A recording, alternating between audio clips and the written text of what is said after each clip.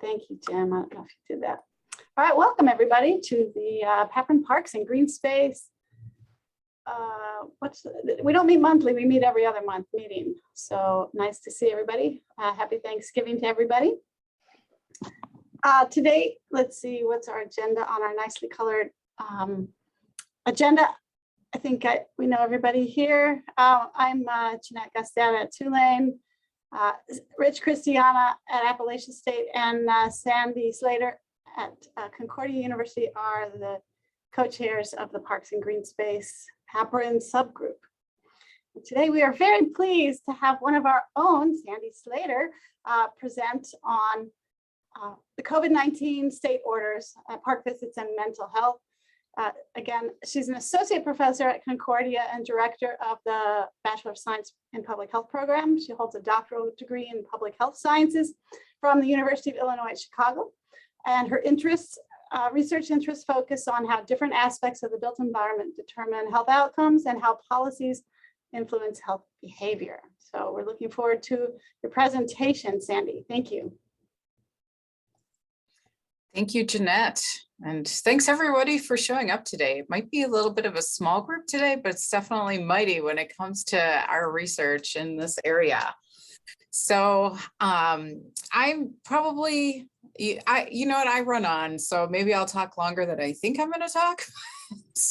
But this will probably be like 20-25 minutes for the presentation, and then we can maybe take some time for some questions, or feel free to kind of just interrupt me if you have a question or you want clarification as I'm going along. Given that we're such a small group, I'm happy to have this a little bit more interactive. And I'll be the first to say that I'm not the best at looking at raised hands when I'm presenting, so definitely feel free to just speak up, okay? All right, so I am going to share my screen here. We're going to get started.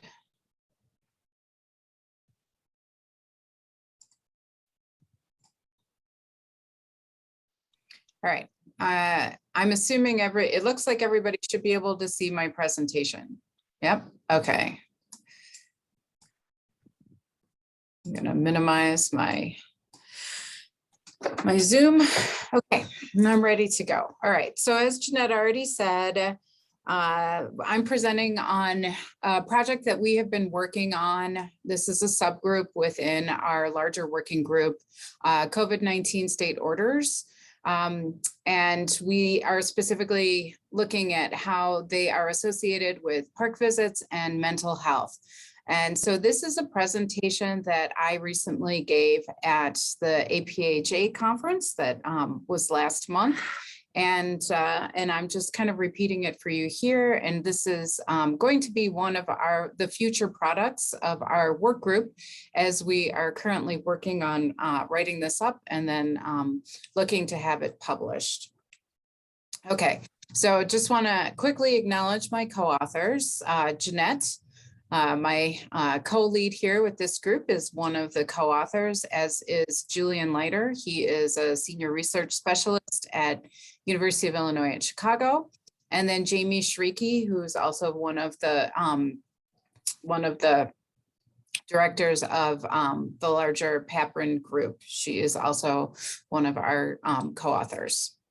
It's just, again, acknowledging that this is the Papron work group work.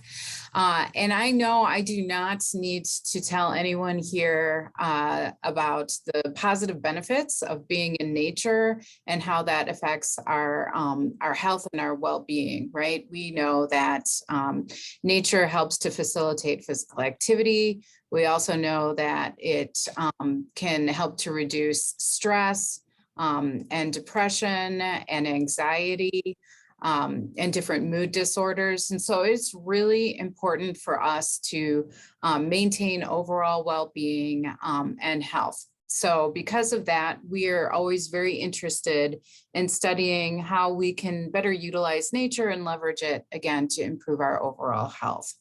All right, so So just a little bit of background on what we did here. So I know everybody on the call also knows that as of March last year, 2020, we started to see state governments across the country impose different COVID-19 related restrictions.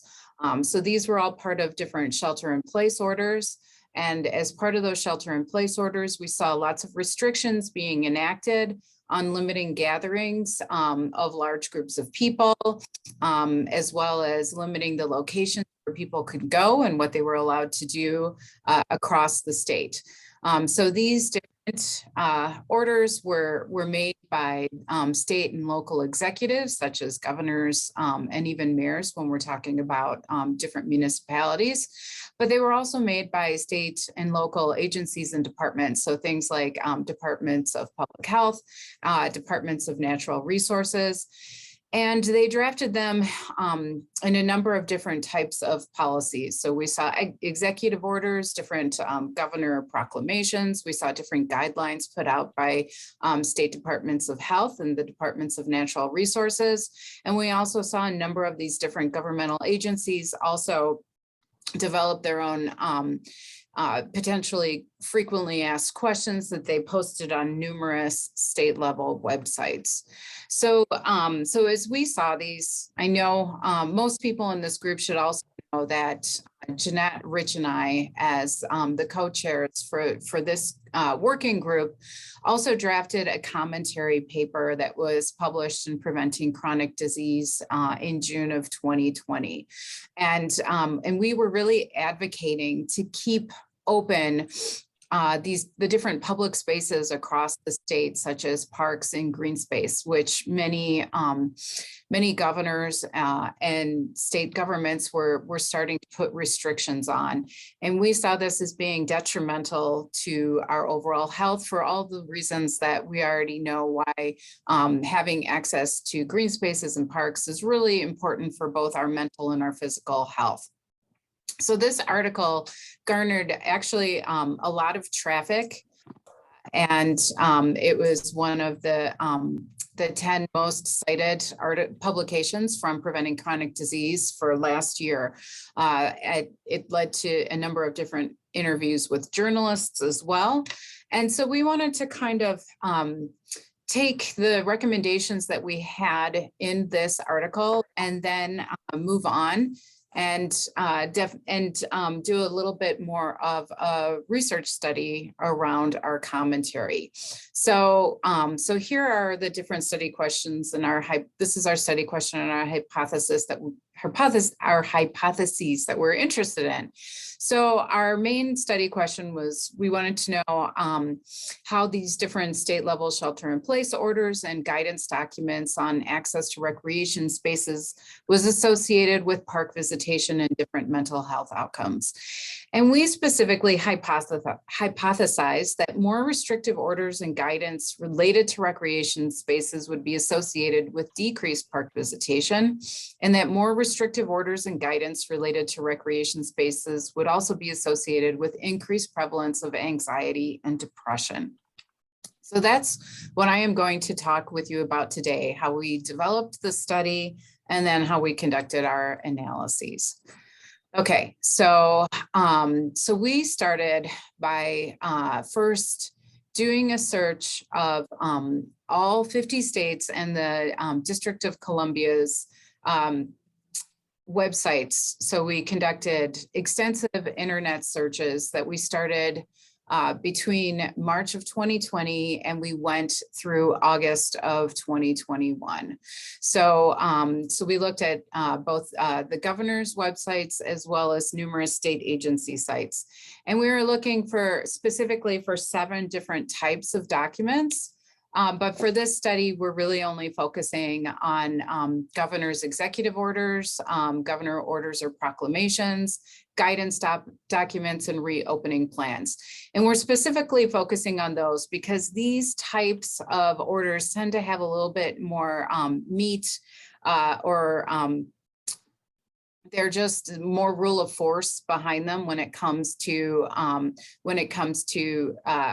different types of documents that were put out. So frequently asked questions really isn't going to, provide any kind of force behind it in terms of whether or not people should actually follow the guidance or the restrictions that are outlined in those documents. Same with websites or infographics. So even though we collected as many types of documents as we could find, we were really focusing on the ones that were going to more potentially drive people's behavior.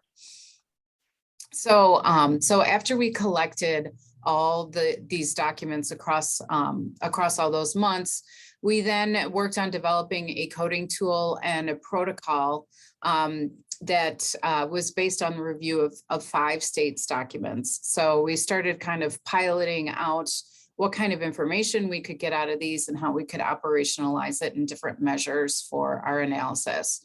So overall, we honed in on 6 different physical activity locations of interest. And so here's the list here. It's parks and recreation areas, which included federal, state, and local parks and outdoor recreation areas, trails, green space and preserves, commercial fitness facilities and gyms, campgrounds and beaches. So, but for this specific analysis, it really focuses only on parks and recreation areas, trails, green space, and beaches. So we focused really on just those outdoor spaces. And so we also wanted to capture different provisions within the policies. So we also, oh, sorry. So we also collected information on whether or not in these different locations, whether or not it was indicated if they were fully closed, had partial restrictions such as canceling programs, closing playgrounds, or maybe some amenities within the sites like restrooms, or they were limiting parking, or had some kind of fee modification schedules put in place. And so we captured all of that information, and then we also separately coded for whether or not the orders addressed if physical activity and exercise was listed anywhere in the document, and also if the document specifically stated that outdoor activity or exercise is essential for basically the health and well-being of the citizens of the state of interest. So then we had 2 graduate students independently code all of our documents.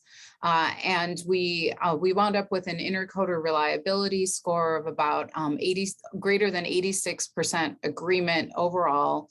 But we wanted to make sure that these documents were as accurate as possible. So we made a final decision to go with consensus coding of all the documents.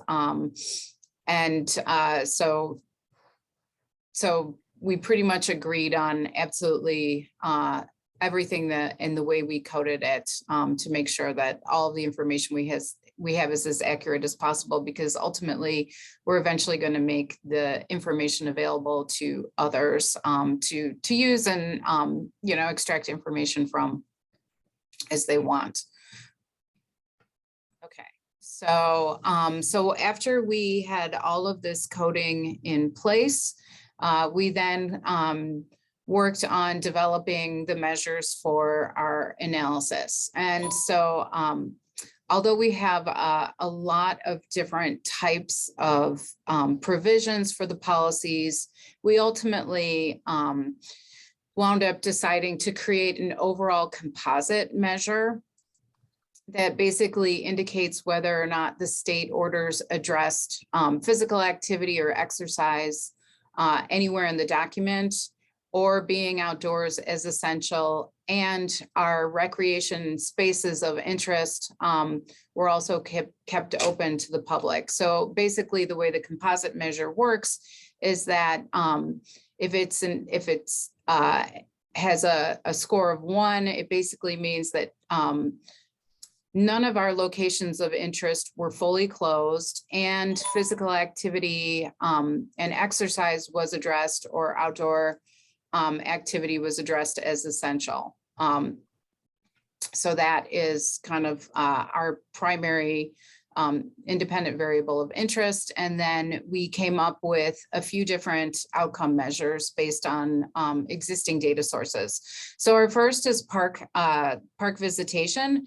And so this is based on the Google COVID-19 community mobility reports. So, so the Google mobility data is available at the state level through where Google basically is making this information available to anyone. So these reports provide aggregated and anonymized mobile device location data from users that have a Google account on their smartphone and have also opted to have their location data available through their Google location history. So the way that Google sets up this data is that they basically provide it as a percentage of change from their baseline activity measure. And so their baseline measure is defined as the median value for a given day of the week from a 5-week period starting January 3rd, 2020 through February 6th, 2020. So that is their baseline measure. And then so every percent change, they've got daily percent change across visitation to different locations. So, so they have specifically grouped it into 6 different categories. And one of those happens to be parks. So, so that is our park visitation measure. And so then we also have an anxiety and depression measures that we got from the US Census Household Pulse Survey. And so these are constructed from 2 different anxiety measures that they ask and 2 different depression measures that they ask. And so those questions are: over the last 7 days, how often have you been bothered by having little interest or pleasure in doing things? And then how often have you been bothered by feeling down, depressed, or hopeless? So those are the 2 depression questions. And then the 2 anxiety questions are: over the last 7 days, how often have you been bothered by feeling nervous, anxious, or on edge? Or bothered by not being able to stop or control worrying is the other question. And we created, we followed we followed recommendations on how the census coded these data, and they have a scale that they use for people when they responded to it. And so anyone with a score of 3 or higher on the scale was recorded as being depressed or anxious. And so these are dichotomous measures that we created. Okay, so so we did, we wound up for our statistical analysis,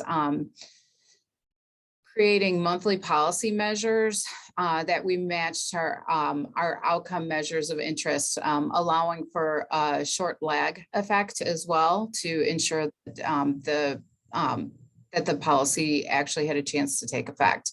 So for our park visitation models, we used linear regressions that had both state and month fixed effects with robust standard errors that were clustered on the state. And for the anxiety and depression models, we conducted logistic regressions that accounted for the survey design and also controlled for the week that the survey was conducted and a number of individual characteristics. Okay, so our study results. So, so here's just a little bit of descriptive data for you. So overall, we collected 2,176 documents across those 50 states and Washington, D.C., or District of Columbia. So for our physical activity locations of interest, we see that a little over 1,000 of those documents, or 46%, addressed one of our physical activity locations of interest. So the park and recreation areas, trails, green space, and beaches. And so then of those 46%, or those 1,000 documents, 67% of them were issued between May and July. And then again, of those documents, 39% of all the documents addressed physical activity or exercise overall, with 61% of those 39% actually addressing a physical activity location of interest. And then 7% of all documents addressed outdoor activity as essential, with 12% of the documents that also addressed one of our physical activity locations of interest, including that measure in them. Okay, so here are the results for our park visitation models. So what we found was no difference in park visitation for our composite measure. So we did find higher average temperatures were associated with higher mobility. However, our composite policy measure remained non-significant when controlling for the average temperatures. And we did also try an interaction, but there was no statistically significant interaction here. However, we also did look at an interaction between our policy composite measure and region in these models. And here we see that we actually have an interaction effect only for the South. And so this statistically significant interaction between our composite policy measure and the region is telling us that less restrictive policies were associated with lower mobility in the South, but nowhere else. So then we turn to our mental health models. And we see here that states with less restrictive policies were associated with decreased self-reported depression symptoms.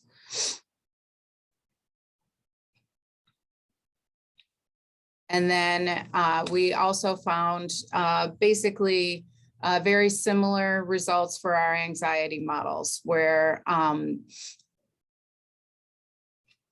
less restrictive policies were also associated with having lower odds of anxiety. We also found that there was a significant interaction with our policy measures, where less restrictive policies had a weaker association with lower odds of anxiety and depression symptoms when temperatures were higher.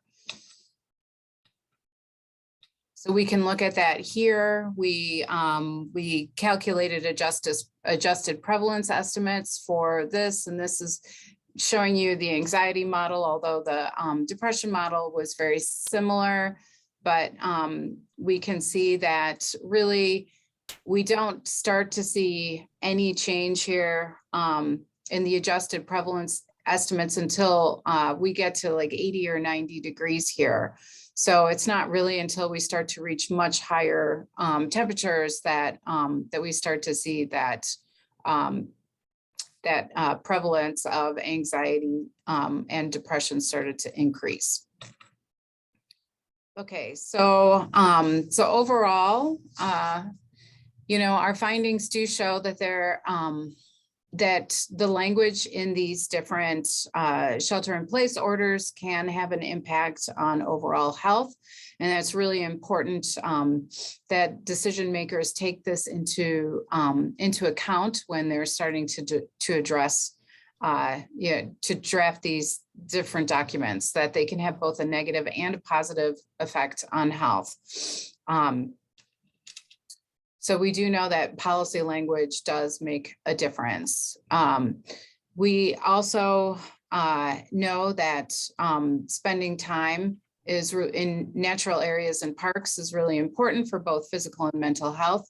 So it's it's just really important to that state and community stakeholders and policymakers also know this and keep it in mind when they're drafting these different documents.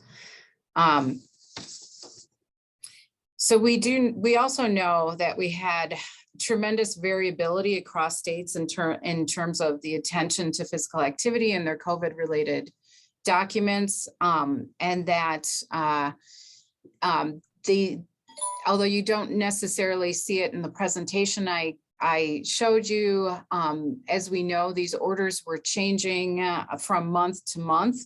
And because of that, it's possible that that some of the restrictions that were put in place on different physical activity locations during COVID could have been hard to understand for people who might have been trying to participate in physical activity and exercise or outdoors. And so that might have influenced some of their behavior. And because of that, that's also something else that should be kept in mind. And overall, there's a lot more that we can do with this data. So there's definitely more lessons that can be learned. And we are still in the process of kind of parsing all of that out as we write up our paper. So I will probably stop there and open it up for questions. All right, thank you very much, Sandy. I still find some of the graphing with the park visitation a little confusing, especially since it was with the in the South, there was an interaction with the less restrictive policies. And could you talk more about that? I can try. Yeah, so I mean, there's a couple of things to keep in mind. So that's for park mobility. I mean, there's many things that our models, like changes that might be occurring that our models don't account for. So that might not necessarily be different. Like we don't know different travel patterns and everything else that could be feeding into that might influence that. We also there's also a lot of noise in the mobility models in general. We may not have the best match with the Google mobility data and what it's capturing with what our orders are typically capturing. So, the state orders are only covering state parks, right? But that mobility data is capturing local parks, state parks, probably national parks. And so there's a lot more going on in that outcome measure than we have going on in our policy data. Another thing to keep in mind is that baseline is January and February, right? So everything's measured against that. And that's not typically going to be necessarily an incredibly busy time for people visiting parks in certain parts of the country either. So like all of that is kind of influencing some of the results. And so I know, Jeanette, you and I haven't talked about this so much yet, but we're also wondering if it's going to make sense to include that in a paper going forward, if we want to just focus on the mental health outcomes versus all three of the outcomes, right? Just because of all of the different issues that are influencing some of those results. Right. Well, you did find something you said significant in the southern region or the southern states, and that's January and February, where it's actually nicer to get out to the parks during that time. So that might be a truer reflection of what's going on in that region as compared to the other regions when you have that baseline of winter. So who knows? So anyway, happy to take other questions.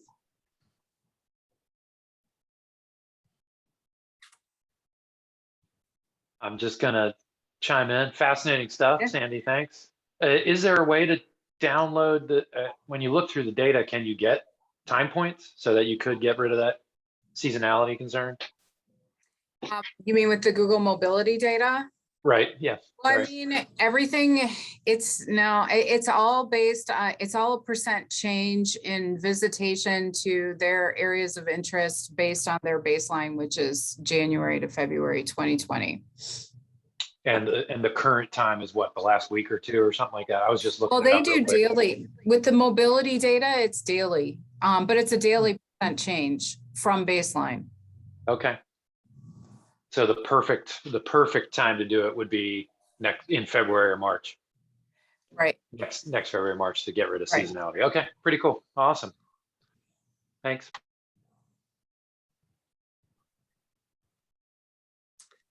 I'll go ahead if you don't mind. One of your conclusions had to do with the language of, advising policymakers that their language matters. And some of that, again, was, so I guess you saw less restrictive states with an improvement or less anxiety and less depression. And that changed with temperature. So what do you recommend more specifically for I guess we all have to think of that. What are we going to tell policymakers to say more carefully in their policies? Well, I mean, I guess in general, we would probably say that restricting mobility in outdoor spaces is detrimental to people's health. Right. I mean, I would say try not to restrict that access, although I guess we could talk a little bit about the underlying data and what we found there. So most states actually implemented partial restrictions. Very few states had fully closed their parks. So I think and only Nevada and Hawaii had consistently fully closed their parks for more than maybe a month at a time. So again, like when we talk about, there might be a lot of confusion with the language and just the changes. I mean, some of it might just be messaging and making sure that your state level residents are also fully aware of what is currently in place when it comes to some of these policies, because some of that confusion would also definitely drive people's behavior. So again, like I said, only a couple of states consistently had fully closed parks. We only had about, I think 13 states overall had fully closed parks at any given time across March through August. So the majority of our policy measures are on partial restrictions. And again, those change from month to month. So again, it's wide variation that can be very confusing for people if you're not staying on top of it. So some of those, I mean, just a little bit more consistency or more transparency with what's going on can also probably be beneficial to let policymakers know. And maybe be more purposeful in pointing out the benefits of park visitation for mental health. Right. Yeah. And that physical activity and exercise is essential. Yeah. Yeah. Yeah. You said there's a very low prevalence of the orders mentioning that was important. So. Yeah. Outdoor activity is being right. essential. Yeah. It was very low. Please don't let me monopolize the questions. Go ahead.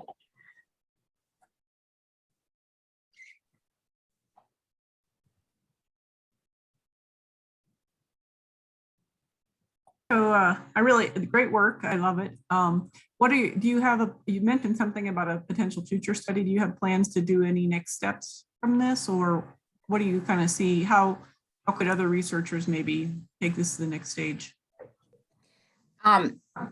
So that's a good question. I mean, we're going to publish these results, and Jamie Freaky is also going to be publishing a paper that's looking more descriptive at these data, which is looking across all of the different physical activity locations that we coded information on. So she's also going to be looking at the fitness facilities in her paper. But then after that, it's, I mean, it's a good question. Once we're just working on getting those 2 papers out. And I guess you know, I mean, I personally haven't thought of any other research questions yet, because I'm focused on just this one and trying to tease apart all the results we have just in this one. But I'm open to suggestions if you've got some, Teresa. Well, I'm just wondering, obviously, you know, I'm always focused on how can we do the translational piece of this. And I know we've spoken with Capron, and with Reddit has an alliance with Capron now. I think the idea of, I'd love to get this out in a translational research brief, and because we can direct it at policymakers. And I'm just wondering, I know the big stumbling block we have is who's going to write that, right? Who's going to take this and put it into a, you know, 2 to 4 page brief. But I think I would love to see that happen if we can figure out a way to get that written, so that we can get it out to the land managers and the policymakers around the country.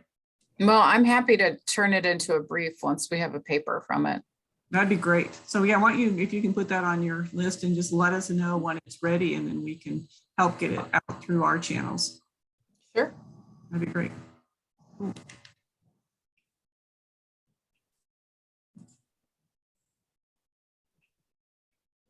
Any other questions?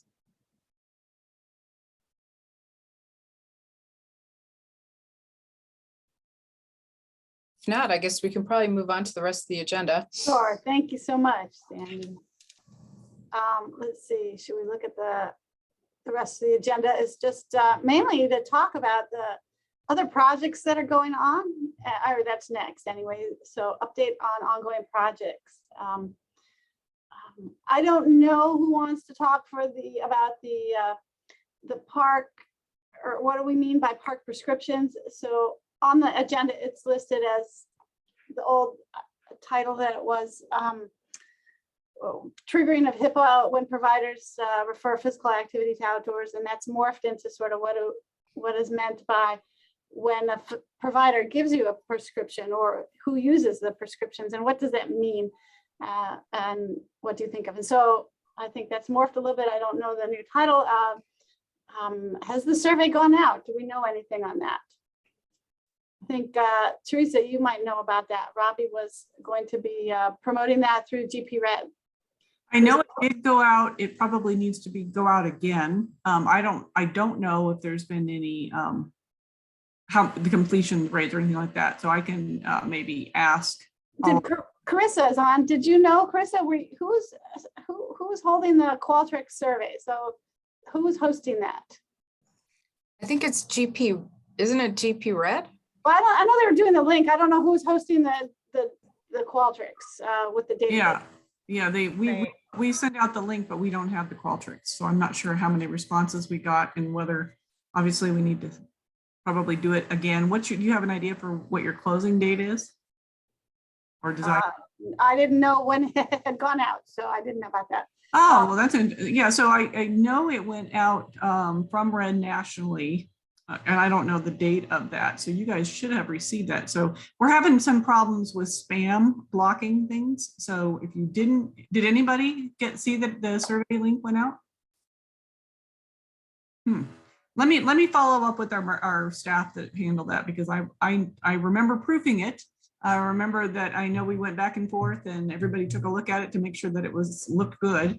And I believe it went out, but if you guys don't think you got it, then that's obviously something we need to check on. Carissa, were you going to add anything to that? Did you have any information? Yes, I believe there's about 38 or so responses, but I can log in and double check. So that would be good. That's good. At least some people got it. That's good. Yes. we can send it out again. I have a meeting with our marketing team who does that kind of release right after this, and I'll add that to their schedule again. So Carissa, just to confirm, the database is housed with you? Yes, it is through my institution's Qualtrics account. Okay. So Teresa, do we know what, how many people are on your mailing list? So what is it, 38? Well, there's respondents represent? it's a pretty low open. We have over 19,000 allied professionals now. Whether they will all look at this as something relevant for them, but it does include the full active living list. It does include everybody. So that's why sometimes what we're finding is we have to send things out multiple times. So I apologize if you get stuff from Red, you're like, I've seen this like 6 times. Why are we getting it again? It's because we're having so many problems with spam filters or people saying they haven't seen stuff. So that 38 seems low, although for this type of special survey, I think it's going to be primarily the I don't know who will fill it out. So I guess we need to, how's the promotion of it, or what heads the link, or what text? So there was a, through the GP Red national email list, there was an email that went out through iContact to all 19,000 folks. In addition, I believe there was some social media that went out. So I have, like I said, I'm sorry, I'm not prepared to give a full presentation on this today, but I'm pretty sure that it went out both, and the typical channels are the national email, and then we have a social media person who then kind of seconds that and gets that out. So if you haven't seen it, that's concerning to me, but I can check and make sure that it did go out. I can also do another release or have them do another release. Well, I guess we should all check if we're all probably on the list. And so if we could check our spam and other folders to look to see if the survey went out, and then as a promotion, let's fill out. Please make sure to whitelist Red if you get anything from us, if you find something, because I don't know why we're having such a hard time, but a lot of times people are finding it in spam. All right, thank you. Appreciate that, Teresa. Yeah, I don't know. I haven't spoken to Robbie, so I don't know if he was on it and just didn't make it today. Well, I know that he reviewed, he was involved definitely in the review of the release that went out. And so I just kind of, it was sent to him and he reviewed and made sure everything was there, and then it went back to our marketing staff, and I've kind of been on the periphery, so. Okay, so hopefully we'll have more to report on that next time. Jay, you want to talk about your project? Sure. So our measures project, we have completed all of the data collection, etc. We have presented now at the SHIFT conference, and we have an abstract accepted for the American Academy of Health Behavior in the spring. We have our first manuscript under review, which is looking at self-efficacy and intentions. And on to the next paper. I'm holding it up right now, so I gotta get back and start writing again, which hopefully semester ends in 2 weeks, so I'll have some time to write. Thank you so much. I just was thinking all the products. So you got abstract, you have a submission and presentation. So that's 3 different products. Jem, I hope we're keeping track of that. If not, maybe she can follow up. So everybody, any projects that you do that are sort of loosely affiliated with PAPRN or majorly affiliated with PAPRN, let's count. It helps to keep funding coming as we renew grants and all that. Not that any of us are getting any money for this, but it helps the cause, hopefully. Thank you so much. Any questions for Jay about his theoretical measures or actual measures?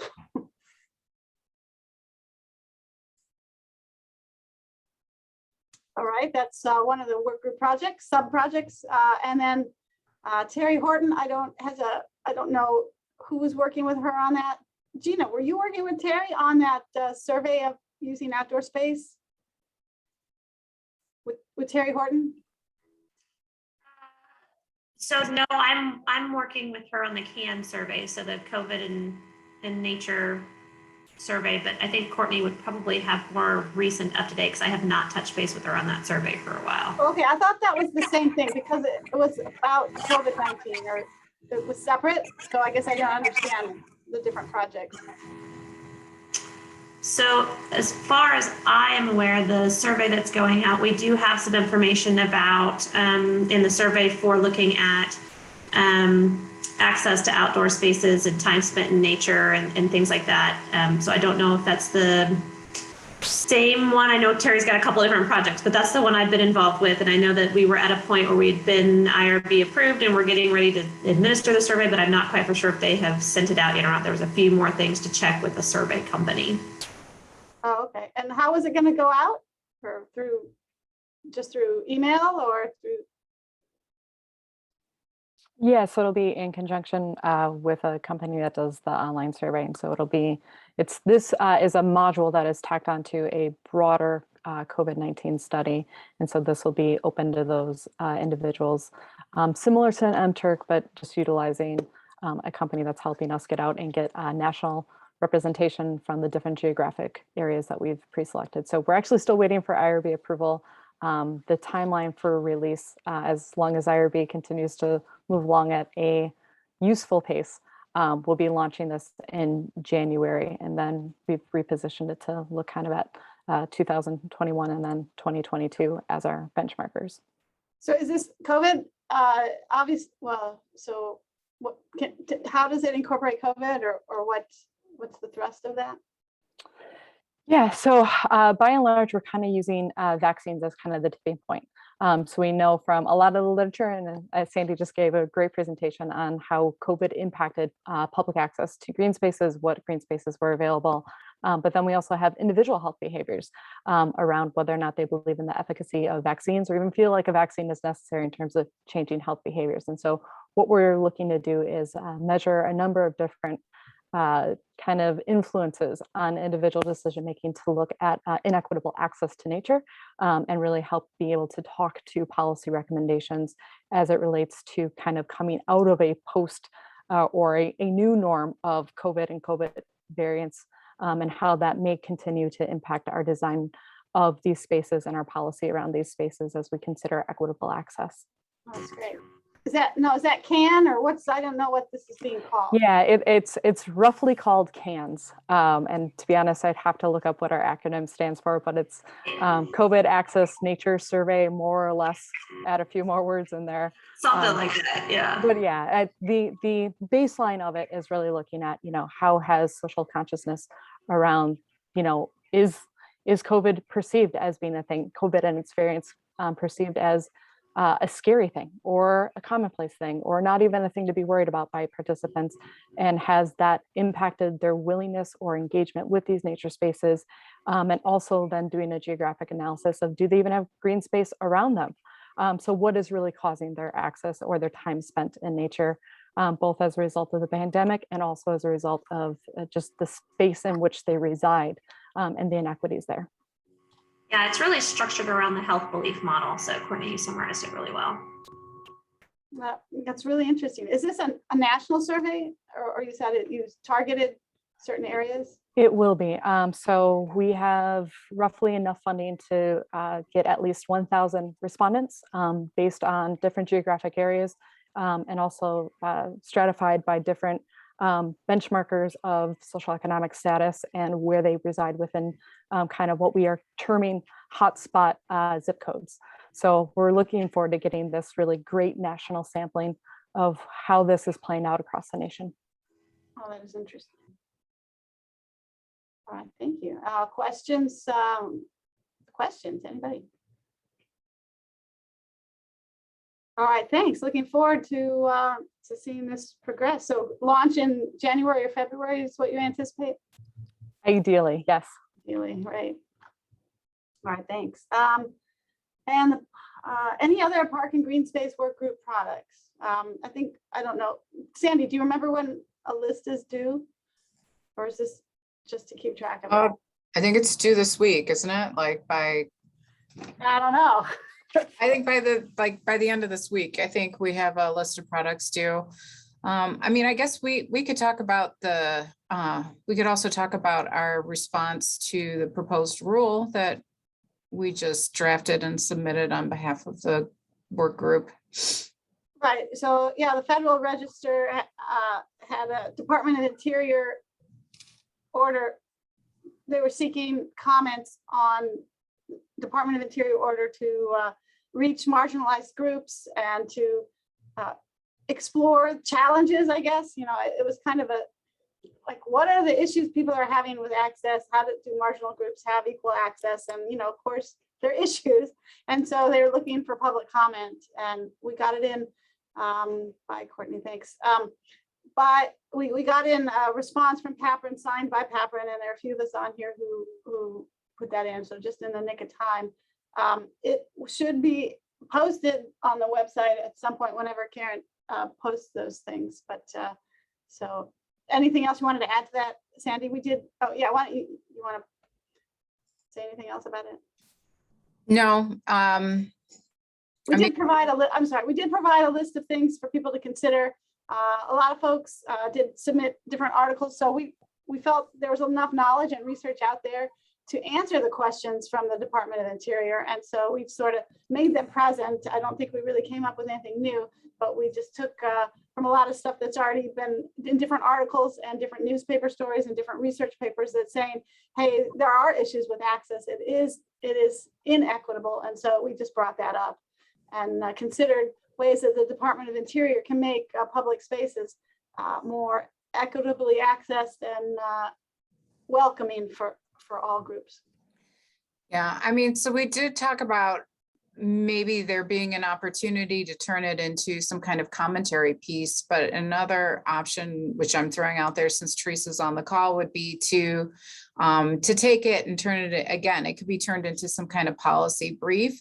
So Teresa, again, it's on the website, or we can certainly email you a copy if it's something that you're interested in and think it might be worthwhile to turn it into more of a brief that you target to different stakeholders. It is only a couple of pages long, so I mean, maybe it's enough to, yes, we can share that with you and you can decide what you want to do. Yeah, why don't you share it? I mean, what I'm doing right now, I know just for everybody else's enlightenment here, we've been having discussions, and we do have a formal alliance now between Pattern and GP Red. And one of the things I'm doing, even as we're sitting here talking, is making a list of all the different things, what areas where we can potentially work together.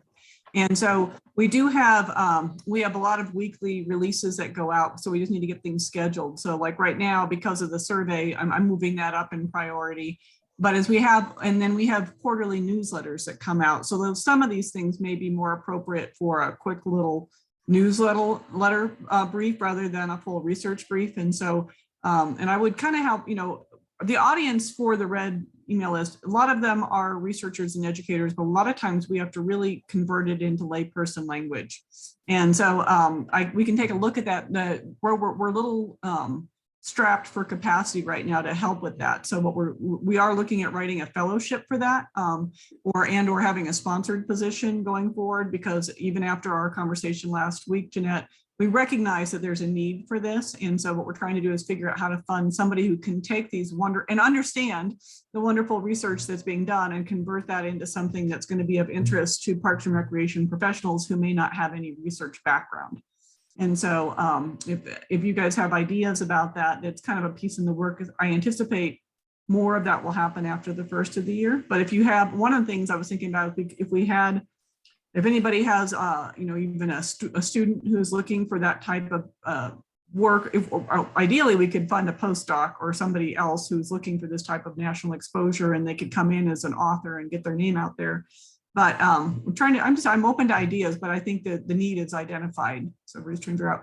So all that being said, yes, I'd love to take a look at it. My schedule is pretty booked through the end of the year, but if somebody wants to kind of convert that into layperson language, that we can send out to people working within the field of Parks and Recreation or related preventive health.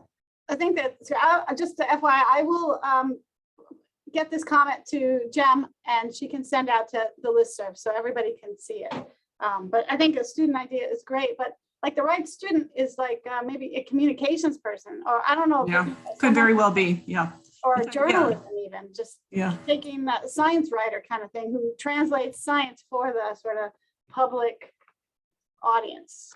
Well, this would be great. I mean, we are re-looking at this could even be a sponsored activity. So we're looking at potentially, could this be something we have a sponsored person? I agree, it could be a science writer.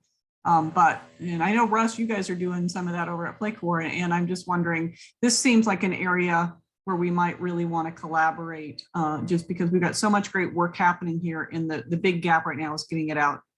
So I couldn't agree more. So I'd love to continue the conversation, whoever that would be with, Teresa. That's okay. Tremendous. Well, for me, I'm going to say I would probably be with me right now, Russ, but I'd like to maybe continue it once we get into January. Everything booked up pretty much through the end of the year. At the same time, if there are things that you guys go, this really should get out and it needs to get out before January, send it over and we'll try and look at it, take a look at it and see if we can get it into the next newsletter or something. I don't know if there's a rush. The federal, so what was the Department of Interior next steps? Do you remember what was going on in their timeline, Sandy? Well, they're going to take all the comments and they'll use them to modify or draft their proposed rules. But I don't remember that, like when they're turning it around. I don't know if it said it. Yeah, I'm just trying to look. I'm going to send this on the listserv to everybody in just a second, so you all can see it. But I know, oh, we're almost at time. So thank you, Teresa and Russ and everyone. So the last thing on the agenda is our next presentation. What do we want to hear about, or who can present on something interesting to our next group? Or if anybody have ideas that we can help pursue that. Jem, was there anything on our list that was like, we're going to get to that later kind of thing? And this might be the time that we seek that out for, let's see, our next call would be in January. Is that correct? Yes, Dr. Gusset, but I don't have any topic on our list that came up from the last meeting. Well, I know we were trying to connect with somebody, and then instead of that person, we had Sandy come. Who was that person that we were thinking of? Yeah, that was April Osborne, but I have not heard from her, even though I followed up multiple times. Right. And what was her role again? Sorry. She is the Story Walk librarian for, I'm sorry, Oh, that's okay. Yeah. Thanks, Russ. So does anyone have some ideas for what we would like to hear about for a January call? People are leaving. It's getting towards noon.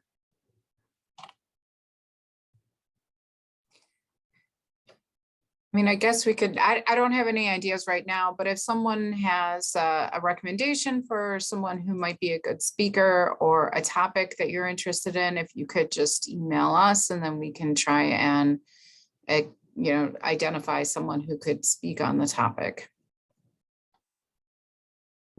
Could we maybe do a roundtable on kind of 2022 research focus? Because I think one of the things we've identified, a lot of people are getting great ideas at the same time.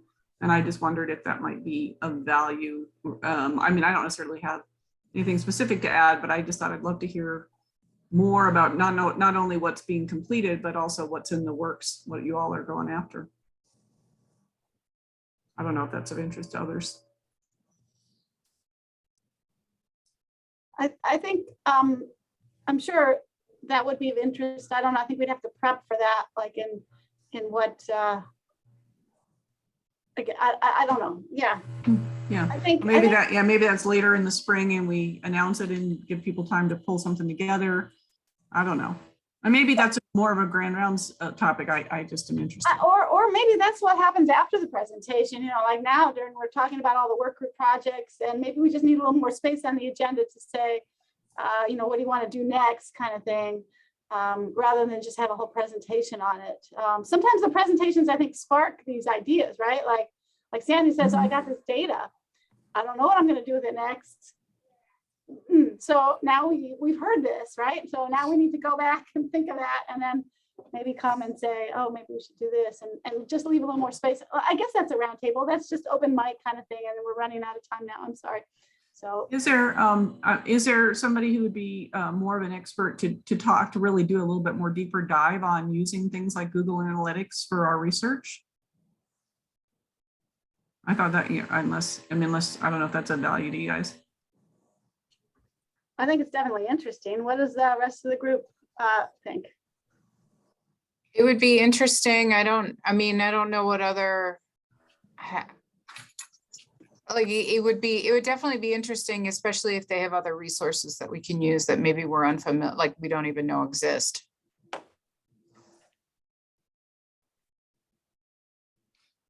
But finding someone might be trickier. I don't know. Yeah, I don't know who, like someone from Google to talk about it. I don't know. And I'm sure there's cool stuff out there. I just, it's like you don't know I don't know what to ask or who to ask because I don't know. Yeah. Well, let me think about that. I know we did an emerging technology session at Shift, and we had people like Nature Quant and Climate Geo that was more focused on measuring the actual attributes of green space and that sort of thing. Although if you all are familiar with Nature Quant, they are using a lot of different sources, and that it would be great to, even if they talk, I know they're using Google Analytics as one source, but they also have a lot of sources. I don't know if that would be of interest. So I'm not familiar with Nature Quant. Maybe we should I'm not ask either. them to our I'm group. sure they'd love to talk about what they're doing. We've had them do a variety of presentations, and it's pretty fascinating work around in nature and health aspects of how they're measuring that and what resources they're using. Well, I think that sounds like a great idea. Do the rest of y'all would like to hear something like this? I know we're over by a minute. Just The date. I mean, I'm happy to put out an invitation and copy one of you all. I don't have time to coordinate it beyond that, but I can. So Jem is our fellow, and she can help coordinate that. Okay. So if you could send the contact information, she can, or do the group, connection email kind of thing, then she could follow up. Do you know what the date is for the January meeting? No, Jem, do you have that? Or maybe Jem, I know we're all trying to get off the phone. Maybe Jem, you can send me the details, and then I can forward that to somebody in Nature Quant and see if we can get a good speaker. It's probably the 3rd. Yeah, sorry. No, go ahead. I thought 24th, last Monday of the month. Oh, the last Monday of the month. Oh, 24th, not the 31st. Anyway, we'll figure it out. Yeah, figure it out and shoot me an email, and I'll forward that and see if we can get somebody to talk about Nature Quant. And I'd like them to talk a little bit more. They've got their technology, but I'd also love for them to talk about their data sources. Yeah, I think we'd all be interested in that. All right. Okay. I know it's over. I have a 12 o'clock as well. Thank you all. Thank you, Sandy. Nice to see everybody. Thank you. Thanks. Bye, everyone. Take care. Bye. Merry Christmas. Merry Christmas.